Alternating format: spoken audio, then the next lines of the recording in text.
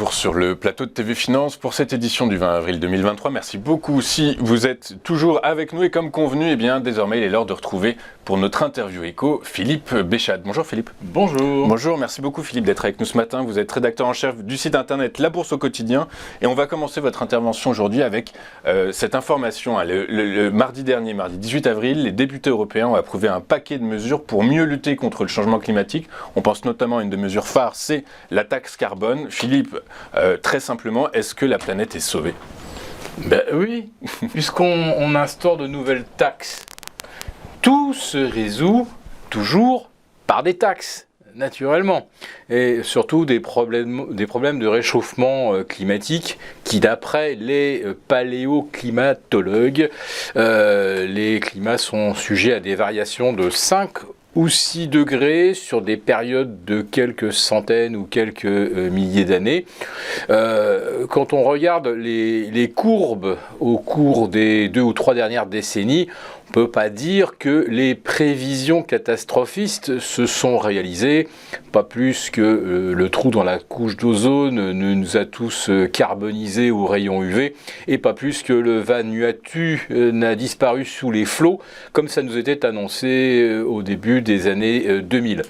On continue bien sûr de se fier aux prévisions du GIEC, prévisions qui, je le rappelle, ont 30 ans, ainsi que les modèles qui ont présidé à ces projections qui aujourd'hui sont complètement démenties par toutes les formes de validation scientifique, notamment activité solaire, albédo terrestre, etc. Voilà. Donc, face à un réchauffement que je qualifierais peut-être de géologique, on va quand même réussir à être plus fort que les éléments en instaurant des taxes. Donc je réponds oui, nous sommes sauvés. Nous sommes sauvés. Alors, écoutez, je suis ravi de vous l'entendre dire. Philippe, en quoi elle consiste concrètement cette taxe ? Qu'est-ce qu'on va taxer ?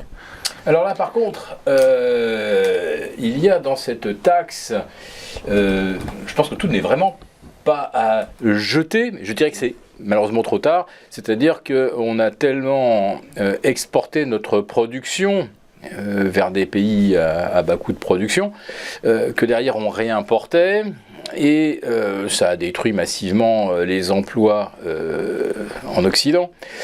Et en l'occurrence, on a également exporté notre carbone vers les pays à bas coût de production, bon, notamment la Chine, mais ce n'est pas le seul pays.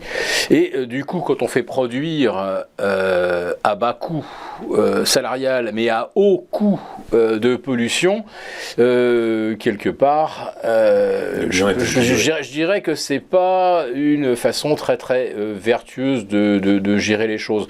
Donc ça fait très très longtemps en fait qu'on aurait dû instaurer une forme de taxe sur des pays socialement non seulement pas, c'est pas seulement moins avancés, c'est qu'ils n'ont pas voulu devenir non concurrentiel en instaurant un système social comparable au nôtre, ou en tout cas qui offrirait protection et des standards, notamment au niveau de la retraite.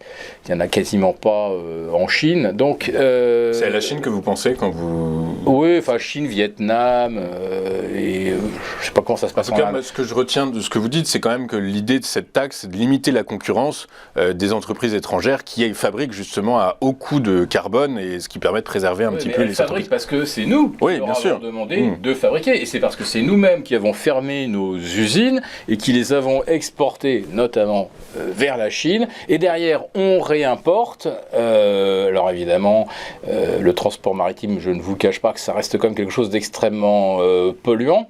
Donc on réimporte des produits qui ont suscité de grosses émissions. Alors je ne vais pas insister sur le carbone parce qu'il n'est pas prouvé que ça soit vraiment un facteur de réchauffement. Par contre, le dioxyde de soufre, le méthane, etc., là, oui, là, on sait que ça en produit beaucoup. Et puis, je ne parle pas des poumons des gens qui sont à proximité des usines. Et ces gens-là ne font pas des cancers à cause du carbone, ils font bien des cancers, des affections pulmonaires à cause des particules polluantes. On peut les réduire, mais là encore, ça a un coût, il faut les filtrer, etc. Dans ces pays-là, évidemment, on ne prend pas ce genre de précautions. Mais donc Philippe, ce que vous nous dites, c'est que finalement c'est une bonne mesure, elle est juste prise trop tard. Elle est prise effectivement beaucoup trop tard, et là elle va aboutir à quelque chose qui est imparable, c'est que ça va évidemment augmenter le coût des produits que l'on réimporte, et qui va payer la note au final, c'est naturellement le consommateur. Et les députés européens l'ont tellement bien compris qu'ils ont d'ailleurs déjà prévu un mécanisme d'aide sociale pour le consommateur, la PME, PMI. Puisqu'effectivement, on a parlé de paquets de mesures, hein, donc il y a cette taxe carbone, il y a un fonds également, 87 milliards d'euros, qui sera préservé, qui sera dédié aux entreprises et aux Européens. Et puis également, il y a un second marché carbone qui va être ouvert, cette fois-ci, au chauffage des bâtiments, au carburant routier. C'est ça qui va tirer les prix vers le haut. Oui. Alors, on n'a juste pas préciser effectivement qu'est-ce que les taxes allaient toucher. Donc, pas le pétrole ou pas le gaz importé. Par contre, des produits comme l'acier, les engrais, éventuellement le verre, etc., qui sont très très producteurs de carbone, et également la transformation de l'hydrogène. Parce que, comme on le sait, l'hydrogène, c'est effectivement un des éléments les plus abondants de l'univers, sauf que sur Terre, il n'y a aucun gisement d'hydrogène, et on ne l'obtient qu'en transformant à grand fort d'énergie au gaz, au pétrole, et si on est bien cohérent, on le fait plutôt à partir du nucléaire. Bon, les Allemands n'en ont plus depuis 3 jours. C'est vrai. Du coup, l'idée, c'est quand même donc d'arriver à la neutralité climatique à horizon 2050. On y va ou pas alors, selon vous ? Alors, la neutralité climatique, si on ne combat que le carbone, certainement pas. Si on continue de produire les autres gaz à effet de serre et les autres polluants qui alimentent un phénomène d'effet de serre, c'est sûr qu'on ne va pas y arriver. En tout cas, le carbone ne provoque pas d'effet de serre. Voilà, ça fait partie des choses qui semblent aller de soi dans l'esprit des gens. Ils associent le carbone à la grosse bulle grise qui surplombe les grandes villes industrielles. Non, ce sont les particules qui créent cet effet de serre. Le carbone est un gaz lourd et qui, justement, ne flotte pas en haute atmosphère. Ok, très clair. Du coup, vous dites qu'il y a une confusion dans l'esprit du grand public. J'ai l'impression qu'il y a également confusion dans l'esprit des investisseurs, puisque en Europe et particulièrement le CAC 40 enchaîne record sur record. Il déjoue tous les pièges qui sont mis sur sa route: inflation, guerre, hausse de taux directeur, résultats d'entreprise. Philippe, comment est-ce que vous expliquez cette situation? Vous qui nous dites depuis très longtemps maintenant que je vous accompagne, que j'accompagne Téléfinance, vous nous dites qu'effectivement les investisseurs marchent sur la tête, qu'il faut quand même s'attendre à un repli des indices, et là, toujours pas. Comment est-ce que vous l'expliquez? Alors, les investisseurs marchent sur la tête? Non, ils sont juste cyniques et ils font leur métier. Voilà, c'est le métier qui est comme ça, on suit le mouvement. Ça fait des années que je dis que les cours sont faux. Survalorisés. Oui, enfin, c'est faux. Les mécanismes de fixation des prix sont faux. Et ils le sont délibérément, les banques centrales l'ont d'ailleurs postulé, nous vous forcerons vers les actifs dits risqués. Donc c'est assumé, ça a été annoncé comme tel depuis 2012, je n'ai jamais changé de discours, les cours montent parce que le système est forcé en ce sens.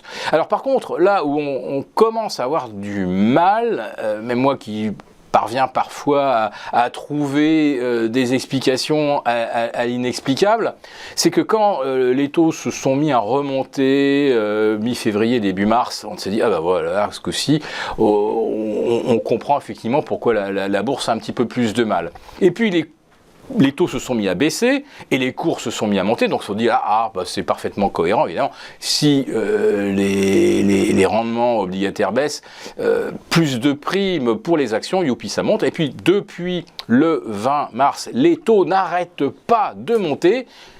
Et les indices boursiers montent quand même et battent quand même des records. Donc on a battu des records le 5 janvier 2022 avec des taux qui étaient à zéro et qui étaient d'ailleurs totalement absurdes au vu de la trajectoire de l'inflation. C'était incroyable. C'est-à-dire que les taux ne suivaient pas du tout à l'époque l'inflation.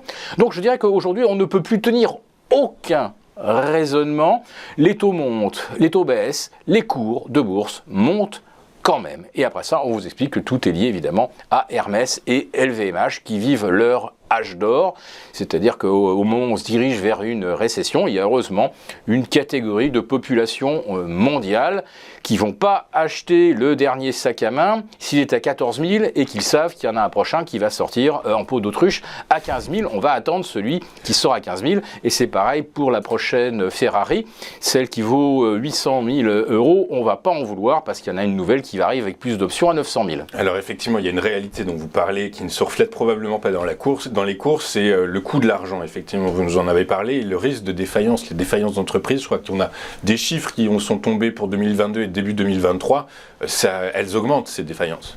Ah oui, c'est une ascension que je qualifierais d'assez fulgurante, mais comme tout avait été aussi fulgurant, la chute des défaillances avec les PGE en 2020 et 2021. On était passé, on va dire, d'une moyenne annuelle, alors j'ai plus les chiffres vraiment en tête, vous me pardonnerez, mais on était peut-être à 55 000, 60 000 des défaillances, on était tombé à 22 ou 23 000. Bon, alors on remonte, mais on remonte plus haut qu'avant l'instauration des PGE. Donc là, il y a vraiment un problème. Ça veut dire qu'en plus des entreprises zombies qui, privées de béquilles monétaires, sont en train de se casser la figure, vous avez aussi celles qui, aujourd'hui, pâtissent de coûts de l'énergie insupportables et incompréhensibles, totalement incompréhensibles. On continue de s'accrocher au marché européen de l'énergie. Ça nous coûte plusieurs dizaines de milliards par an, et un nombre de défaillances d'entreprises absolument invraisemblables. Quand je dis plusieurs dizaines de milliards, ça veut dire plusieurs fois ce qu'on compte économiser en faisant travailler les gens 2 ans de plus. Enfin, on est dans l'absurde le plus complet. Est-ce que vous parlez des PGE, il reste à peu près 100 milliards à rembourser. Si on le rapproche à ce nombre de défaillances d'entreprises qui augmente, il faut craindre puisque PGE, prêt garanti par l'État, est-ce qu'il faut craindre pour le déficit public? Est-ce qu'on doit rajouter 100 milliards en plus là? On va certainement rajouter quelque chose. On finira pas l'année, je pense, à 273 milliards, qui était le programme annoncé. On va probablement aller à 300 milliards, ce qui n'effraiera certainement pas nos créanciers, sauf si Standard & Poor's ou Moody's devaient dégrader d'un cran notre dette. Mais je dois dire que je suis relativement tranquille, parce que dans le même temps, les CDS sur la dette américaine, et là c'est un petit peu l'éléphant dans le corridor, les CDS sur la dette américaine atteignent leur pire niveau depuis le printemps 2012. Donc là, quand même, il va falloir qu'on se penche sur la question et surtout sur l'extension du plafond de la dette américaine. Je pense qu'on va rajouter 2000 milliards. Et je dois dire que là, ça commence peut-être à inquiéter un peu également les créanciers des États-Unis. C'est certain, il faudra que vous nous reveniez pour qu'on parle de cette histoire de CDS sur les obligations souveraines aux États-Unis. C'est intéressant, un pic depuis 2012, ouais, effectivement, c'est une donnée très intéressante. On va finir votre intervention, Philippe, avec l'euro-dollar. L'euro qui, depuis 6 mois, prend plus de 10% par rapport au dollar. Comment est-ce qu'on explique cette situation? C'est juste une différence de tempo entre les différentes banques centrales? Oui, c'est le décalage chronologique des cycles de hausse de taux, commencé en mars aux États-Unis, commencé en juillet en Europe, et on terminera probablement en mai aux États-Unis et en juillet en Europe. Cela dit, je pense que c'est quand même déjà largement intégré. pricé. Maintenant, l'euro qui reprend 10%, il en avait perdu pratiquement 20 en 2020. Voilà, donc le balancier se rééquilibre un petit peu, mais pas encore totalement au profit de l'euro, puisqu'on est bien en deçà des niveaux qu'on affichait, on va dire, à l'automne 2021, quand l'euro se trimballait autour de 1,15, 1,16. Voilà, on n'a pas totalement non plus comblé ce retard. Autrement dit, le pouvoir d'achat de l'euro reste tout de même encore un peu dégradé par rapport à il y a 18 mois. Mais l'euro est un peu plus fort, du coup, pour tous les produits importés qui sont libellés en dollars, ça réduit mécaniquement un peu l'inflation. C'est une bonne nouvelle pour le consommateur. Ça réduit l'inflation et ça augmente évidemment les profits de certains exportateurs, c'est évident. Ok, très clair. Merci Philippe d'avoir été avec nous ce matin. Philippe Béchade, rédacteur en chef du site internet La Bourse au quotidien.